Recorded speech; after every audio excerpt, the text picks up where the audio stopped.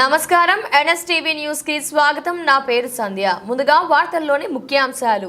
అంబేద్కర్ జయంతి సందర్భంగా నిర్మల్ జిల్లా కేంద్రంలోని మినీ ట్యాంక్ బండ్ వద్ద అంబేద్కర్ విగ్రహానికి పూలమాల వేసి బీజేఎల్పీ నేత ఎమ్మెల్యే ఏలేటి మహేశ్వర్ రెడ్డి నివాళులర్పించారు. ముందుగా జ్యోతి ప్రజ్వలన చేసి జెండా ఆవిష్కరణ చేసి అంబేద్కర్ జయంతి శుభాకాంక్షలు తెలిపారు.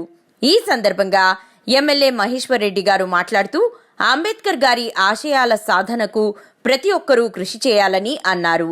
అంబేద్కర్ గారిని అనేకసార్లు అవమానపరిచి ఆయన ఓటమికి కొన్ని పార్టీలు కారణమని అన్నారు.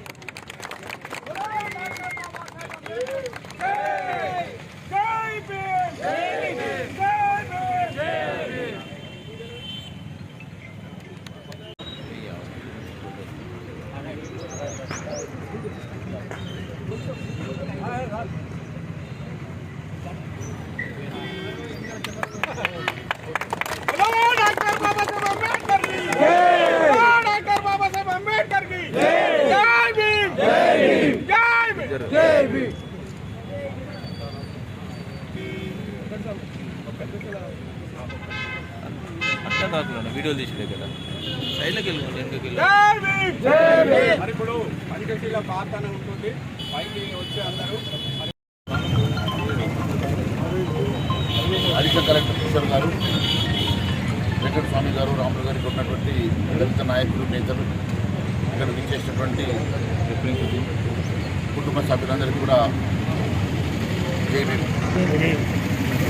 మరి ఈరోజు 134వ అంబేద్కర్ గారి జయంతి సందర్భంగా దేశవ్యాప్తంగా సంబరాలు జరుపుకుంటున్న సందర్భంగా నిర్మల్ జిల్లా హెడ్ క్వార్టర్స్లో కూడా అధికారులతో సమేతంగా అందరము ఇక్కడ ఈ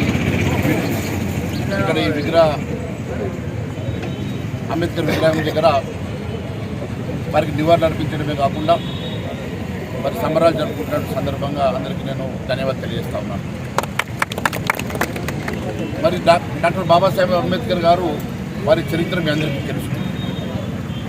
భారతదేశంలో ఒక రాజ్యాంగం రచించడమే కాకుండా అందరికీ ఆదర్శంగా నిలిచి ప్రపంచంలోని అనేకమైనటువంటి రాజ్యాంగాలను చదివి మరి భారతదేశానికి అమూల్యమైనటువంటి రాజ్యాంగాన్ని రచించినటువంటి గొప్ప మేధావి డాక్టర్ బాబాసాహెబ్ అంబేద్కర్ గారు. వారికి దేశంలో జరిగినటువంటి అనేకమైనటువంటి అవమానాలు మీకు తెలుసు.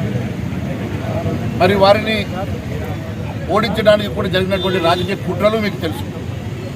అన్నింటినీ అధిగమించి వారు రాజ్యాంగంలో భద్రపరిచినటువంటి అనేకమైనటువంటి అంశాలు, సమానత్వాన్ని ఈరోజు ఈ భారతదేశాన్ని అభివృద్ధి పథంలో నడపడానికి, ఈ రాజ్యాంగాన్ని గౌరవించి భారతదేశం ఈరోజు 5వ ఆర్థిక శక్తిగా ఎదగడానికి దోహదపడిందన్న సంగతి నేను గుర్తు చేస్తూ ఉన్నాను.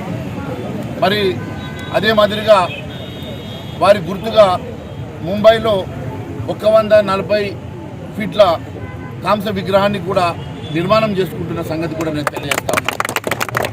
అంతేకాకుండా వారి పేరు మీద దళిత బిడ్డల కోసం విదేశాల్లో చదువు కోసం ప్రత్యేకమైనటువంటి నిధులే కాకుండా వారి కోసం దాదాపు 56,000 కోట్ల రూపాయలతోటి దేశవ్యాప్తంగా వారి విద్య కోసం మరి కేంద్ర ప్రభుత్వం వెచ్చిస్తున్న సంగతి కూడా నేను మీకు తెలియజేస్తా ఉన్నాను. మరి అంతేకాకుండా వారికి జరిగినటువంటి అనేక అవమానాలు మీకు తెలుసు. వారికి భారతరత్న కూడా ఇవ్వకుంటే బీపీ సింగ్ గారి ప్రభుత్వంలో అప్పటి వాజ్పేయి గారి ప్రోద్బలంతో వారికి భారతరత్న ఇచ్చి గౌరవించిన సంగతి కూడా నేను గుర్తు చేస్తా ఉన్నాను. మరి అంత గొప్ప నాయకుడు. ఈరోజు భారతదేశం పుట్టినందుకు మనం గర్వించాలి.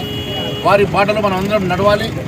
అంతేకాకుండా వారు ఇచ్చినటువంటి ఈ రాజ్యాంగ గ్రంథాన్ని మనం గౌరవించి వారు రచించినటువంటి గ్రంథాన్ని గౌరవించడమే కాకుండా వారి బాటలో మనందరం కూడా యువత కూడా ముందుకు తీసుకెళ్లాలని చెప్పి కోరుకుంటున్నాను.